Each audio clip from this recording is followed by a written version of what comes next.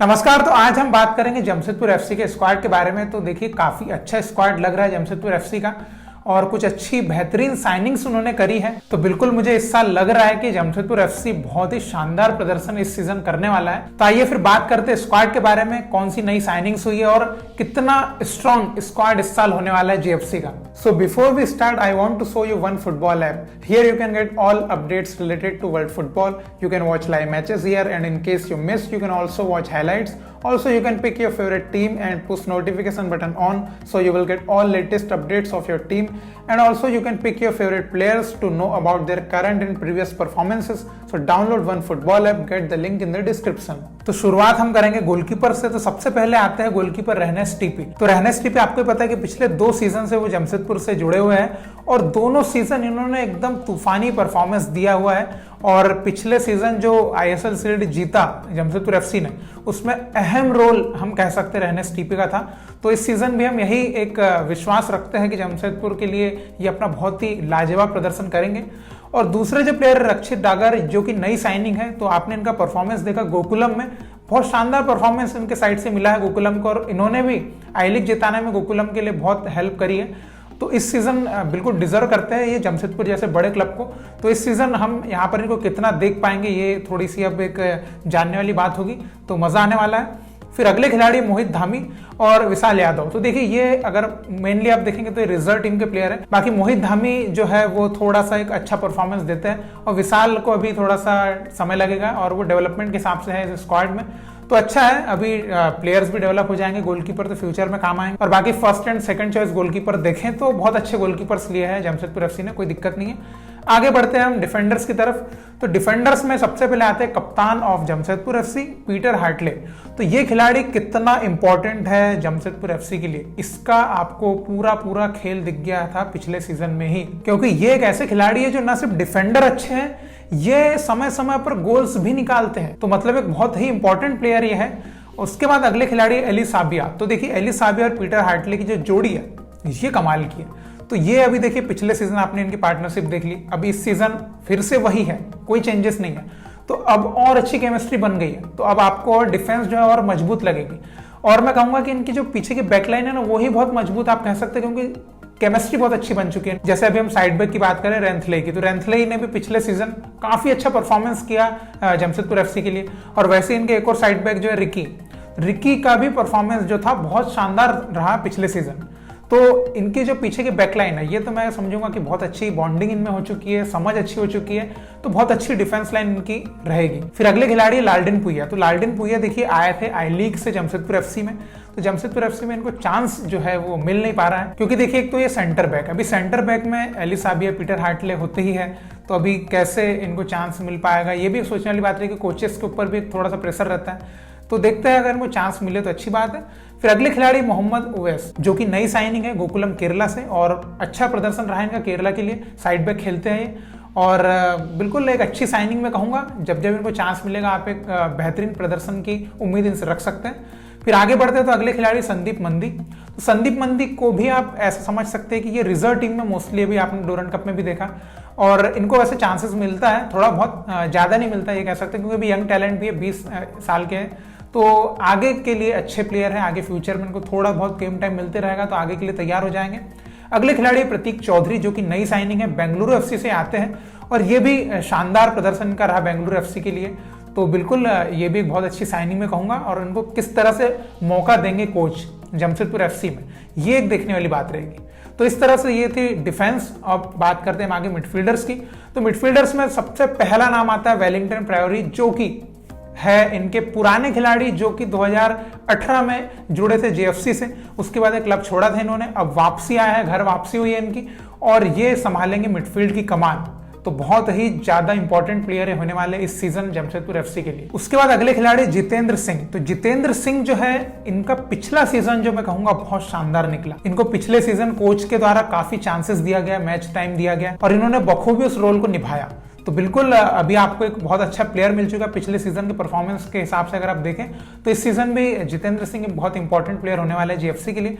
फिर अगले खिलाड़ी जर्मनप्रीत सिंह। तो जर्मनप्रीत सिंह एक नई साइनिंग है जो कि चेन्नई एफसी से आया है और चेन्नई में इनका काफी एक अच्छा इंपॉर्टेंट रोल रहा करता था और मैं समझता हूं कि जमशेदपुर एफसी ने इसी कारण इनको लिया है। तो एक डिफेंसिव मिड की जो भूमिका निभाते हैं बहुत शानदार, तो जर्मनप्रीत के रूप में बहुत अच्छी साइनिंग जमशेदपुर एफसी को मिली है। फिर आगे हम बढ़ते हैं तो आगे आते हैं लैंड डोंगल जो कि एक विंगर आप कह सकते हैं। तो इनका भी रोल बहुत अच्छा है। ये पहले लोन पर आए थे जमशेदपुर एफसी के लिए, फिर उन्होंने परमानेंट कॉन्ट्रैक्ट साइन किया और अभी तो ये पार्ट ऑफ द फैमिली है। तो बिल्कुल इनको देखकर मजा ही आता है हमेशा, इसमें कोई शक की बात नहीं है। फिर आगे बढ़ते हैं तो अगले खिलाड़ी बोरिस सिंह। तो बोरिस सिंह आप देख ही सकते हैं कि एक तो यंग टैलेंट है और बहुत अहम भूमिका इनकी भी थी मतलब कि शील्ड जिताने में। और इनके साइड से आपको हमेशा एक एग्रेसिव, एक अच्छा फास्ट स्पीडी परफॉर्मेंस, यही सब चीज की आप उम्मीद रख सकते हैं यंग प्लेयर से, और क्या रखेंगे ना। तो बहुत अच्छे प्लेयर है और इस सीजन में हम बिल्कुल इनको बहुत अच्छे परफॉर्मेंस के साथ ही देखना चाहेंगे। फिर अगले खिलाड़ी जो ऋत्विक दास। तो ऋत्विक दास का जो पिछले सीजन का परफॉर्मेंस था बिल्कुल टॉप, मतलब इंडिया टीम मिली इनको, लेकिन वहां पर कुछ दिक्कतों की वजह से शायद चिकन पॉक्स हो गया था मैंने सुना, तो इस वजह से इनको फिर इंडिया टीम के लिए खेल नहीं पाया, वरना शानदार परफॉर्मेंस इनका था और एक क्वालिटी प्लेयर मैं कहूंगा। और जीएफसी के लिए इस साल भी बहुत ही अहम भूमिका निभाएंगे, बिल्कुल पक्की बात है, इसमें कोई शक की बात नहीं, क्योंकि प्लेयर है उस क्वालिटी का। फिर आगे हम बढ़ते तो आगे आता है कोमल थाटल। तो देखिए कोमल थाटल एक यंग प्लेयर है, लेकिन एक बात है कि इनको गेम टाइम काफी कम मिला पिछले सीजन। तो अब इस सीजन नए कोच आए हैं तो अब देखते हैं कि इनको गेम टाइम मिलता है कि नहीं, क्योंकि जब जब इनको गेम टाइम मिलता है तो वो उतना खरे उतरते नहीं है कोचेस की नजरों में, तो वो भी एक बात है। तो आई होप कि जो नए कोच आए हैं उनके अंदर थोड़ा सा और बेटर ये परफॉर्म कर पाए। फिर अगले खिलाड़ी फारूक चौधरी। तो फारूक चौधरी तो भैया इंजरी से वापस आए हैं, पिछला सीजन तो मतलब खेले ही नहीं, तो इंजरी से वापस आए हैं। तो आई होप कि एक अच्छा कमबैक कर पाए और अपना परफॉर्मेंस जो वापस उस लेवल पे ले पाए कि वापस इंडिया टीम तक भी पहुंचे, क्योंकि ये तो भैया बहुत बेहतरीन खिलाड़ी है, कोई इसमें बोलने की बात है नहीं। फिर अगले खिलाड़ी साहिल शेख। तो साहिल शेख आए हैं एटी के मोहन बागान से। तो साहिल शेख को वहां पर तो वैसे गेम टाइम कम मिलता था, अभी जीएफसी में आए हैं तो किस तरीके से इनको गेम टाइम मिले, तो ये थोड़ी देखने वाली बात रहेगी।